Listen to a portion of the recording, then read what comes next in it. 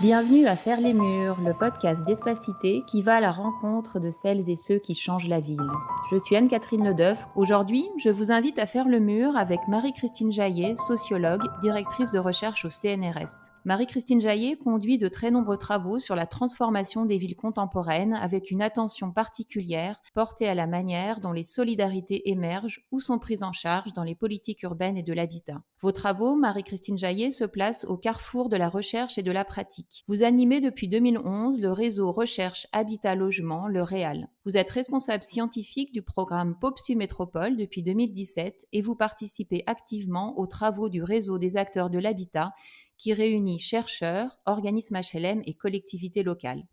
Autant d'espaces vous permettant de favoriser les interactions et les partenariats entre chercheurs et professionnels ou acteurs du logement et de l'habitat. Avec vous, nous allons aborder plusieurs questions d'actualité dans le champ de l'habitat et du logement. D'abord, les phénomènes que la crise sanitaire a révélés ou a amplifiés dans le rapport que nous avons à notre logement et à notre environnement urbain. Ensuite, ce que ces évolutions nous disent des transformations de la société, dans les rapports sociaux, au sein de la cellule familiale, dans son lien à l'emploi ou encore dans les usages de la ville. Comment enfin les politiques publiques s'emparent de ces questions et plus globalement, quels sont les enjeux à venir des politiques nationales et locales de l'habitat. Bonjour à tous, bonjour Marie-Christine Jaillet.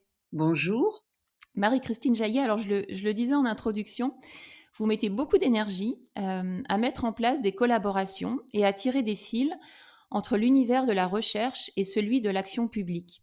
Alors pourquoi cet engagement ? Alors pour des raisons, personnelles, j'ai été formée à l'éducation, populaire, dans le cadre, des CMEA, donc quand j'étais, très jeune et qu'il m'est resté, ce goût-là, à la fois de la diffusion des savoirs et des connaissances et puis le constat du déroulement de ma carrière que, les acteurs, quels qu'ils soient, avaient besoin au fond d'être, éclairés, donc sollicitaient aussi, les chercheurs et qu'il y avait dans ces interactions, un bénéfice réciproque, c'est-à-dire la possibilité pour les acteurs éventuellement de mieux décrypter les enjeux, parfois de faire un pas de côté, de regarder la réalité d'un autre point de vue et puis pour, les chercheurs, la capacité aussi d'intégrer dans leur propre questionnement, les interrogations que portent, les chercheurs et qui permettent aussi, de construire, de l'observation de la richesse. Donc effectivement, au fur et à mesure du temps, sur le tout au long d'une certaine manière de ma carrière, dans ma pratique personnelle ou collective de recherche, j'ai toujours travaillé de cette manière-là et progressivement, j'ai pris effectivement des responsabilités pour, organiser un certain nombre de ces scènes, c'est les scènes que vous avez citées. Et est-ce que ce point de vue et l'intérêt mutuel de cette collaboration est majoritaire au sein de l'univers de la recherche? Est-ce que c'est un point de vue qui est consensuel, partagé principalement par les chercheurs? Alors, il est partagé et dans les champs de l'aménagement, de l'urbanisme, dans ces champs-là, c'est des pratiques quand même très, très développées. Consensuel, je n'irai pas jusque-là. Il fait aussi, débat. Il a toujours fait débat.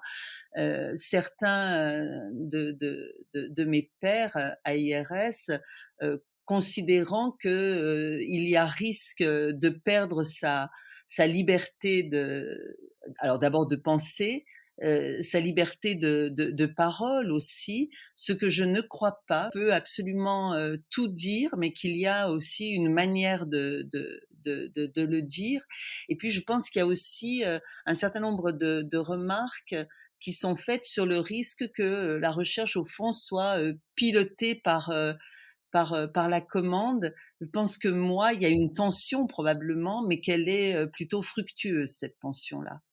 Alors justement, si on revient à la période actuelle, un certain nombre de travaux de recherche ont été lancés pour comprendre ce que la crise sanitaire a transformé dans notre rapport à la ville et à notre logement. Et parmi les sujets qu'on cherche à mesurer ou à objectiver aujourd'hui, il y a celui de l'exode urbain vers des espaces ruraux ou vers des villes moyennes moins denses. Et c'est vraiment un sujet qui intéresse à la fois les chercheurs qui y travaillent et à la fois les acteurs locaux qui veulent mieux comprendre et mesurer la réalité de ce phénomène. Quel est le regard que vous portez, vous, sur cette question ? Alors c'est un regard, qui remarque que, pour le moment, on a peu d'éléments qui permettent de mesurer, ce flux-là. On a, bon, beaucoup d'observations faites effectivement par des acteurs. On voit qu'il y a un certain nombre de politiques qui s'emparent de ces observations pour développer des stratégies, hein. En particulier, vous le disiez, les villes moyennes, qui, valorisent le fait qu'elles ont peut-être retrouvé une forme d'attractivité, mais à ce jour, on n'a pas d'éléments pour vraiment mesurer et prendre la mesure de l'ampleur de ce processus, et on n'a pas non plus d'éléments qui permettent de dire si, c'est un processus durable ou pas. C'est-à-dire une fois, le retour à des conditions de vie, j'allais dire, ordinaires, est-ce que celles et ceux qui, se sont éloignés des grands centres urbains ou qui birésidentialisent pour un certain nombre, est-ce que durablement, ils réviseront, leur installation? Ça reste pour moi un point d'interrogation, à ce jour. Alors vous l'avez dit, un certain nombre de travaux de recherche, explorent aujourd'hui, la question. L'autre, remarque que je voulais faire, c'est qu'il y a une diversité de flux. C'est-à-dire quand on parle, alors exode urbain, le terme n'est pas juste. C'est un terme, bon, utilisé par les médias qui permet de spectaculariser un peu ce qui s'est passé. Mais on voit bien que la destination de ces ménages qui ont quitté les grands centres, urbains, c'est des destinations extrêmement variées. Il y a des ménages qui, en fait, sont allés s'installer dans leur résidence, secondaire.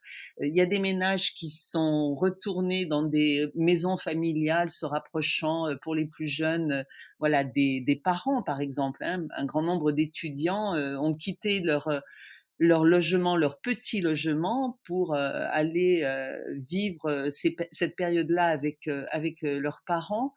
Et pour les ménages pour lesquels il peut y avoir derrière, une autre stratégie, résidentielle à venir, il y a quand même des cursus, on pourrait dire, extrêmement différents. Il y a probablement dans les destinations d'abord, hein, ça peut être effectivement l'espace périurbain, c'est-à-dire, l'envie d'aller s'installer, dans les espaces les moins denses des métropoles.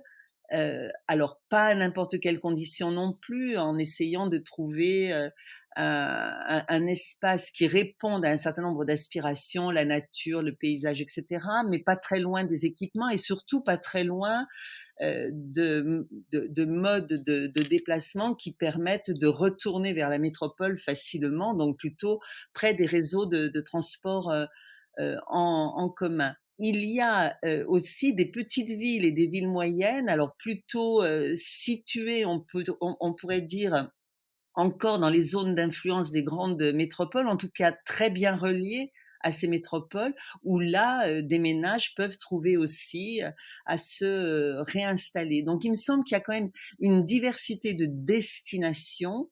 Il y a probablement aussi, une diversité de projets, depuis, le projet de changer de vie au fond. Ça veut dire changer de vie, c'est pas simplement changer de logement, mais c'est aussi éventuellement changer de travail ou de mode de travail. Il y a probablement, des projets de birésidentialité, c'est-à-dire des gens qui, vont, liés aux transformations, des manières de travailler, et bien naveter entre, une maison ou un grand appartement, bien situé à proximité de la nature, dans des zones, éventuellement, qui présentent, les aménités et les équipements dont ils ont besoin et puis qui iront, vers la métropole, quitte d'ailleurs dans cette métropole à avoir, un studio, un petit appartement. Donc il y a quand même une très grande diversité de situations. Néanmoins, constatons que, ces possibilités-là de révision des stratégies, résidentielles, y compris d'ailleurs en période de confinement, cette possibilité de quitter la métropole, elle a été quand même une possibilité très inégalitaire. C'est-à-dire certains ont pu, d'autres n'ont pas pu, et ce qui a mis aussi en évidence quand même,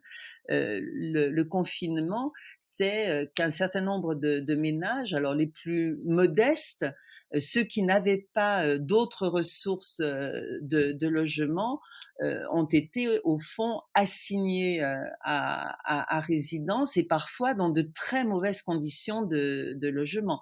Parfois dans de tout petits logements, dans des environnements peu agréables. Donc ce que cette crise pandémique a mis en évidence, c'est des choses qu'on savait. C'est évidemment les inégalités sociales. Je pense qu'elle les a avivées, probablement amplifiées, et qu'elle souligne l'importance de la qualité du logement et de la qualité de l'habiter. C'est-à-dire, pour bien habiter, il y faut un certain nombre de conditions. Des ménages ont eu la possibilité d'aller chercher ailleurs, d'autres ménages n'ont pas eu cette possibilité et ont vécu des situations qui n'étaient pas des situations de bien logement, en capacité de pouvoir cohabiter avec les autres membres de la famille, en permettant à chacun d'avoir à la fois un espace pour soi, des espaces partagés et dans un environnement qui permette de sortir de chez soi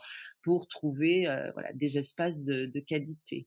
Je vous propose de revenir à ce propos que vous venez de tenir sur le fait que la crise finalement a rendu visibles des choses qui étaient déjà là. Alors sur les inégalités, on y reviendra tout à l'heure, mais plus globalement sur ces modes de vie ou ce fonctionnement plus complexe, peut-être de la cellule familiale ou du rapport à l'emploi, qu'est-ce qui était déjà là, peut-être mis en sommeil ou peu visible, peu apprécié par les politiques publiques, justement dans cette complexification finalement des trajectoires résidentielles?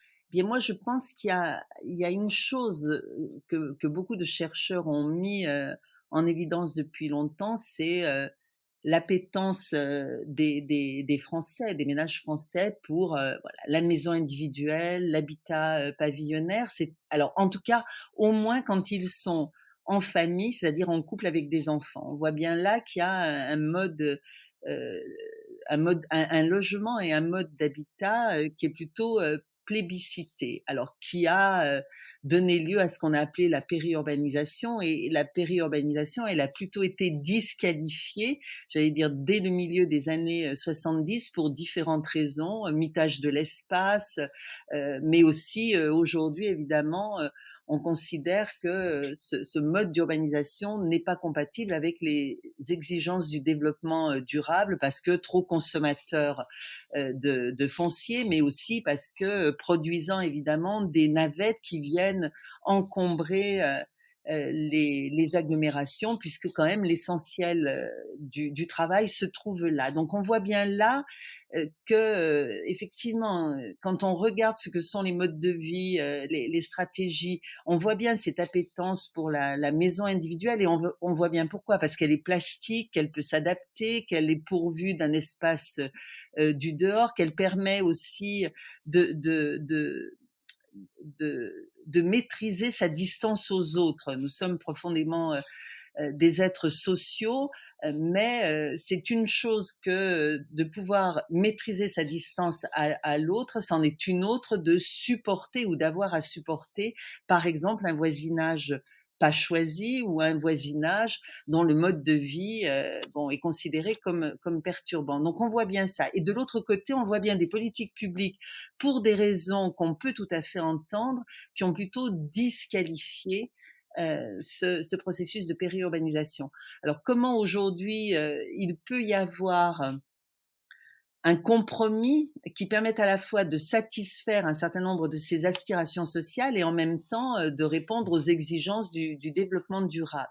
Je pense qu'il y a des professionnels, urbanistes, architectes, qui savent faire, c'est-à-dire depuis longtemps d'ailleurs, qui savent produire de la maison individuelle qui permettent à la fois l'individualisation, mais dans des formes peu consommatrices d'espace foncier. On sait aussi organiser des quartiers qui permettent aussi de faire un certain nombre de choses à pied, qui permettent aussi de pouvoir utiliser les transports en commun. Enfin, on peut trouver des modes d'urbanisation ou des modes de périurbanisation qui répondent aux aspirations sociales tout en répondant aux exigences des politiques publiques et de l'action publique. Donc il me semble que là, il y a effectivement un chantier et que la réponse qui a souvent été apportée aux exigences du développement durable, qui est le retour à la densité, à la ville dense, à l'idée que la ville doit se faire sur elle-même, avec effectivement la nécessité de densifier et qui a donné des modes d'urbanisation sous forme, entre autres, par exemple, d'écoquartiers, alors qui cochent évidemment tous les critères, mais qui offrent des conditions de logement et d'habitat qui ne répondent pas forcément à un certain nombre de ces aspirations. Donc il me semble que là, il y a un compromis, un nouveau compromis à trouver et à négocier. Alors, vous évoquiez tout à l'heure les inégalités sociales, qu'a révélé, la crise, là aussi. Alors je vous propose d'écouter un témoignage qui revient, hein, sur cette difficulté du confinement, et j'aimerais que vous nous disiez, encore une fois, ce que ça nous dit du rapport au logement et à la ville et peut-être aussi, encore une fois, ce que ça peut interpeller en termes de politique publique. Quand on se fait contrôler par la police, il faut qu'on se fasse contrôler avec toute la politesse que doit avoir la police et de la pédagogie. On n'est pas obligé de se faire frapper ou de se faire bousculer parce que on est un jeune de 16 ans qui est parti jouer au foot dans le quartier parce qu'il est dans un appartement de 45 mètres carrés avec 6 frères et sœurs, pas d'ordinateur et une mère toute seule. Alors c'est des témoignages qu'on a beaucoup entendus, au début de la crise sanitaire, lors du premier confinement. Alors je ne sais pas si vous partagez la même lecture que moi, mais j'ai le sentiment qu'on l'entend moins aujourd'hui, qu'il y a une forme d'habitude ou de lassitude qui s'est installée, ou en tout cas les médias, peut-être ont pris, la mesure de ce phénomène et ont considéré que quelque part c'était un peu rentré dans, je ne sais pas s'il y a une forme de fatalisme, mais dans la réalité, du fonctionnement, en crise sanitaire. Donc, hem, de votre point de vue, est-ce que voilà, ça évidemment, ça révèle, aussi l'enjeu des politiques publiques en matière de qualité de logement, de lutte contre les inégalités. Est-ce que vous pensez que ça a été un marqueur, un déclencheur de quelque chose de nouveau, là aussi, dans la manière dont on répond à ces inégalités, dans la qualité de son logement, dans la qualité des espaces urbains dans lesquels on vit? Alors écoutez, je ne sais pas si ça a été le déclencheur d'une prise de conscience. En tout cas, ça a révélé effectivement des situations dont on peut considérer qu'elles ne sont pas acceptables. C'est-à-dire vivre à 6 dans 45 mètres carrés et devoir vivre 24 heures sur 24, je le rappelle pour le premier confinement, moins 1 heure, c'est évidemment insupportable. Ça suppose de négocier la cohabitation, voilà, sans ressources pour qu'elle puisse être bien vécue. Donc on voit bien là que il y a quelque chose effectivement qui n'est pas acceptable. Et on sait bien que ceux et celles qui ont été dans ces situations-là sont des ménages, des personnes qui ne disposent pas des ressources ou ne disposaient pas des ressources pour améliorer leurs conditions de logement. Donc là, la question, elle est posée de manière effectivement brutale. Comment on y répondra? J'espère, moi, que ça va donner lieu à une prise de conscience sur la nécessité d'améliorer les conditions de logement et de faire que les villes se préoccupent de la crise.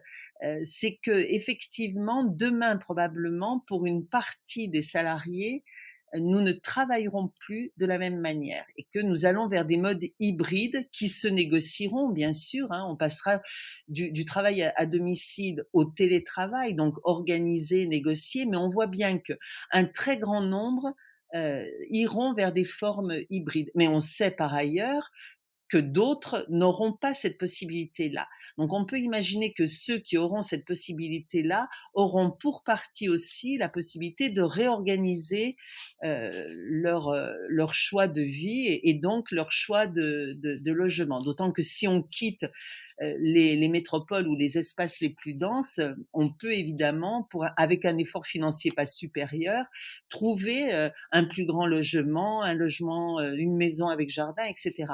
Mais il y en a d'autres qui n'auront pas ce choix. Donc là, il y a une exigence aussi Alors, c'est ce qu'on appelle, entre autres, les travailleurs de la seconde ligne. Voilà, ceux qui travaillent voilà, dans la logistique, dans le service à la personne, etc. Les caissiers, mais aussi les aides-soignantes, les infirmiers, etc. On a décliné ces catégories-là. Il faudra bien penser des politiques métropolitaines qui rendent la métropole habitable, c'est-à-dire qui répondent effectivement aux attentes sociales, d'espace du logement, dans le logement, d'un logement équipé, mais aussi d'un rapport à la nature, parce qu'on voit bien qu'il y a cette aspiration très forte d'un dehors. Donc là, les politiques publiques sont effectivement fortement interrogées, indéniablement. Alors, si on revient à ceux qui ont la possibilité de cette birésidentialité, et si on aborde aussi un certain nombre de travaux que vous menez autour des coopérations territoriales, hein, et de la manière dont les métropoles peuvent mettre en place des collaborations avec les territoires qui les environnent, est-ce que vous pensez que ce que vous observez à ce titre-là commence à apporter des réponses justement à ce besoin de birésidentialité, et est-ce que est-ce que ça met en place des coopérations sur le sujet vraiment résidentiel autour de ces métropoles et en lien avec les territoires qui les environnent? Alors, classiquement, on peut dire, avant que cette question de la coopération, des dialogues entre territoires ne surgisse fortement comme c'est le cas aujourd'hui, on peut dire que on a toujours été dans une forme de division des rôles aussi, entre les métropoles ou les espaces les plus agglomérés, les grandes agglomérations, et puis les espaces périurbain, c'est-à-dire on travaillait, le modèle était quand même celui-là, on travaillait dans la partie agglomérée, et pour un certain nombre, on habitait et on vivait plutôt en périphérie. À tel point d'ailleurs que ces communes périurbaines ont contesté depuis longtemps cette division des rôles, c'est-à-dire refusant d'être limitées à un rôle de, alors cité dortoir, commune dortoir, etc. Donc on voit bien que cette division des rôles, elle n'est au fond pas nouvelle. Je pense qu'aujourd'hui, les termes se posent de manière différente. Justement, se posent dans un cadre de coopération. Alors la coopération aujourd'hui, on la voit peu sur la dimension résidentielle, mais on voit bien que c'est au fond tout le modèle de développement urbain qui est réinterrogé. D'abord, il va falloir que les métropoles travaillent aussi sur la manière dont on accueille des travailleurs et pas simplement des gens qui habitent la métropole. Parce que compte tenu de ce qu'on vient de dire, il est bien possible que de plus en plus de ménages ne se trouvent dans la partie agglomérée que pour le temps du travail, et d'ailleurs pas toute la semaine. Et donc comment on pense au fond une qualité aussi du cadre de vie pour des gens qui viendront simplement travailler dans la métropole. Donc ça, il me semble que c'est un enjeu nouveau, parce que les métropoles et les grandes villes, elles pensent plutôt accueil, logement, etc. Elles pensent pas forcément qualité de l'environnement pour des gens qui viendront simplement travailler. Et puis pour les autres, c'est-à-dire ceux qui effectivement s'installeront durablement, c'est-à-dire sur des choix de vie un peu radicaux. C'est-à-dire, je quitte vraiment la partie agglomérée, je vais m'installer dans une petite ville, dans une ville moyenne ou bon, en campagne. Je pense que là, il va y avoir des demandes de pouvoir accéder bien sûr à l'emploi, de pouvoir accéder aussi à des équipements et à un niveau d'équipement adapté au mode de vie. Donc on voit bien là que la coopération, il faut qu'elle s'organise sur d'autres logiques, à une échelle qui va mettre en relation des territoires qui ont des ressources différenciées pour essayer d'organiser des modes d'urbanisation, y compris une mobilité qui prenne en compte davantage ce que sont les attentes et les modes de vie de ces ménages, avec deux difficultés. La première, et ça dans le champ des politiques publiques, c'est difficile à apprécier, c'est qu'il faut pouvoir penser des modes de vie dans la durée, c'est-à-dire des trajectoires de vie, donc des trajectoires résidentielles. Un ménage, il change de logement. Donc les politiques publiques, elles résonnent aussi beaucoup par stock. Un ménage, un logement, une fois que le ménage est dans le logement, la question est réglée. On sait bien que ça se passe pas comme ça et ça se passe de moins en moins comme ça parce qu'on est aussi dans des sociétés, où la mobilité, des structures, sociodémographique, elle est de plus en plus forte, liée à la divorcialité, à la recomposition des ménages. Donc on voit bien qu'on est dans une individualisation de plus en plus grande des formes de ménage, des types de ménage. On est dans des vies de plus en plus séquencées et où il va falloir répondre à des besoins qui évoluent avec l'évolution du ménage, avec l'évolution aussi des envies.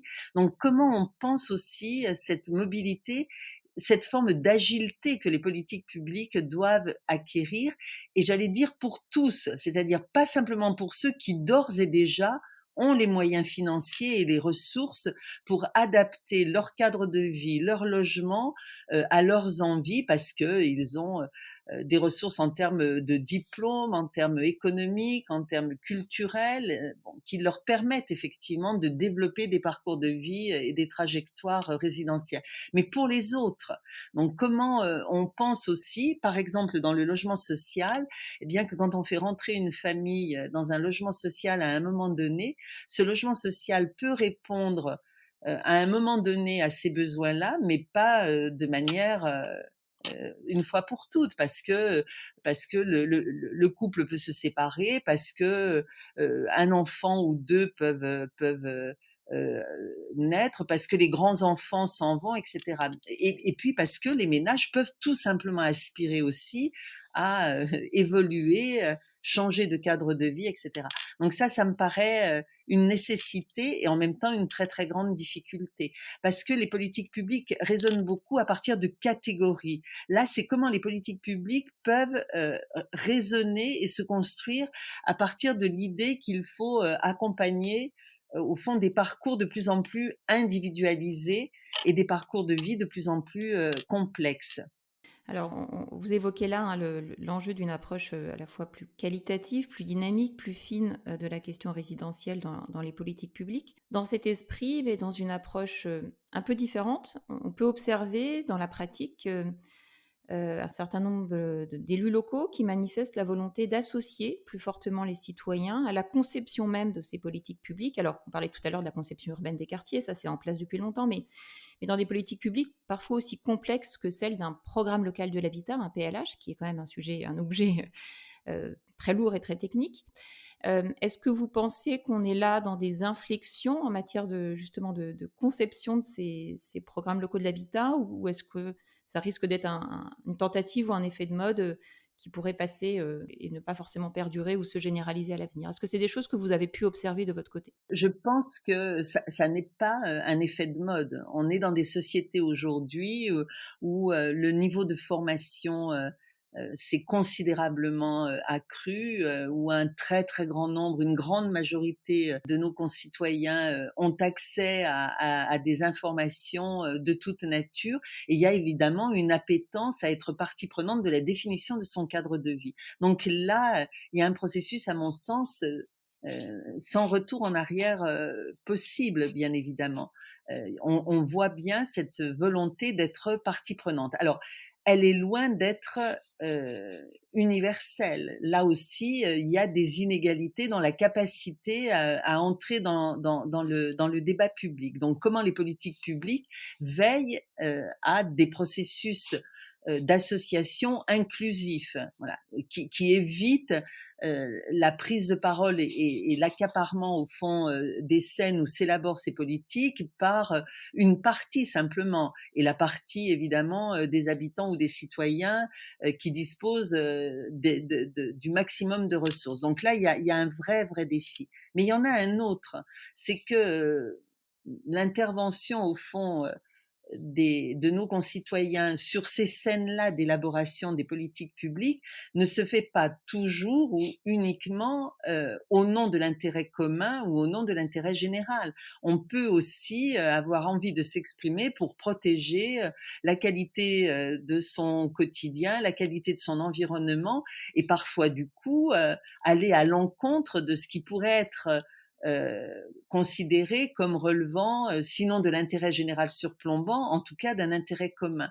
Et donc là, il me semble qu'il y a aussi un autre défi, c'est-à-dire comment on ouvre des scènes de transactions où progressivement aussi on peut construire voilà, de l'intérêt commun, de l'intérêt partagé, y compris sur des questions difficiles. Par exemple, on sait que sur la localisation du logement social aujourd'hui, si on veut sortir des logiques de ghettoisation, il faut bien effectivement pouvoir développer une offre de logement social bon marché de manière équilibrée et répartie de manière aussi équilibrée à l'échelle des agglomérations urbaines.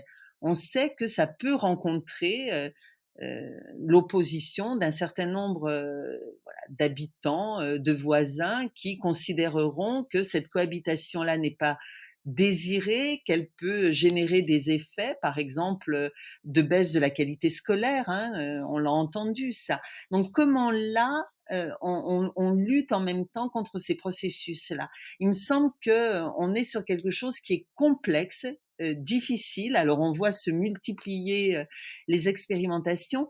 En tout cas, d'une certaine manière, on n'a pas le choix. Il va bien falloir aller plus fortement là, en amenant en même temps l'ensemble de nos concitoyens, tout en ayant la préoccupation de contribuer à la définition d'un cadre de vie de qualité, être aussi porter aussi le souci de l'inclusion sociale, c'est-à-dire d'un cadre de vie accessible à tous et qui prenne en compte la diversité des besoins et des situations sociales. Sinon, le risque, on le voit, c'est le risque de l'entre-soi, c'est le risque des logiques d'appariement électif qu'on voit aussi se développer dans les villes, c'est-à-dire protéger son entre-soi et généralement essayer d'en éjecter ou de repousser en dehors de cet entre-soi ceux qui ne répondent pas tout à fait à la norme ou ceux qui ne sont pas tout à fait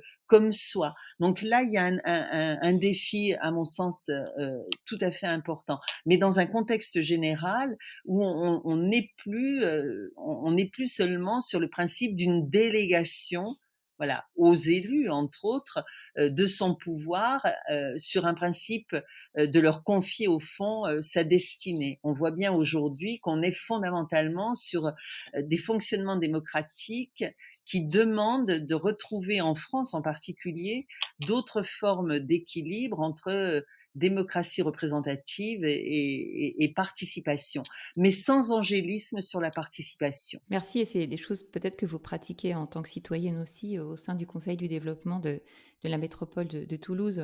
Tout à fait, c'est des points sur lesquels le conseil de développement effectivement, alerte, exerce aussi une forme effectivement de vigilance. C'est-à-dire qu'il y a aussi là le rôle du conseil de développement qui est d'appeler aussi, alors la communauté, la toulousaine, puisqu'on est, sur cette communauté-là, alors la communauté de la métropole, c'est-à-dire la société, métropolitaine, à effectivement concevoir un développement inclusif et pas un développement qui privilégierait l'appariement électif. Et donc l'appariement électif, c'est la ségrégation sociale, soyons là tout à fait clairs. Donc lutter contre les processus de ghettoisation, c'est faire aussi, ou les processus de ségrégation sociale, parce que dans la ville, les processus de ségrégation sociale les plus marqués, c'est pas du côté des pauvres, c'est du côté des plus riches qui ont la capacité de contrôler, au fond, qui rentrent dans l'espace ou qui n'y rentrent pas. Donc, comment effectivement, dans les processus de participation, dans cette aspiration à la co-construction des politiques publiques, en particulier touchant au cadre de vie et au cadre et à l'habitat et à l'habité, comment on peut faire en sorte que, effectivement, on soit en capacité d'œuvrer pour le bien commun. C'est bien de ça dont il s'agit. Et ça suppose effectivement de partager un certain nombre d'enjeux. Voilà. On était dans des politiques qui se fabriquaient sur une logique de l'intérêt général, bon, surplombant, qui, au fond, s'applique à tous et qui contraint parfois. Là, on est sur un processus plus compliqué. Comment, à partir de la société, peut se construire un intérêt commun partagé qui permettent effectivement, d'aller demain, vers, un mode de développement, inclusif et pas effectivement, organisé sur la logique mosaïque de la juxtaposition des entre-soi et c'est quand même ce qu'on voit aussi aujourd'hui à l'œuvre dans les villes. Merci. Alors voilà, vos engagements à la fois scientifiques, professionnels, mais aussi citoyens. Alors ça m'amène à ma dernière question, hein. Vous le savez, ce podcast s'appelle «Faire les murs». Alors, si vous deviez faire le mur pour une nouvelle cause, vous en avez déjà beaucoup, quelle serait cette cause? Ah, je crois que j'aurais beaucoup de mal à ne pas, porter, fortement, cette question du droit au logement, mais du droit, pas simplement au toit, du droit à des conditions, d'habitat, d'habiter qui permettent au fond l'épanouissement de chacun. Je crois que je porte fortement cette question-là. Et puis j'en porte une autre dont on n'a pas parlé, mais là, pour le coup, on irait hors les murs, mais bien au-delà.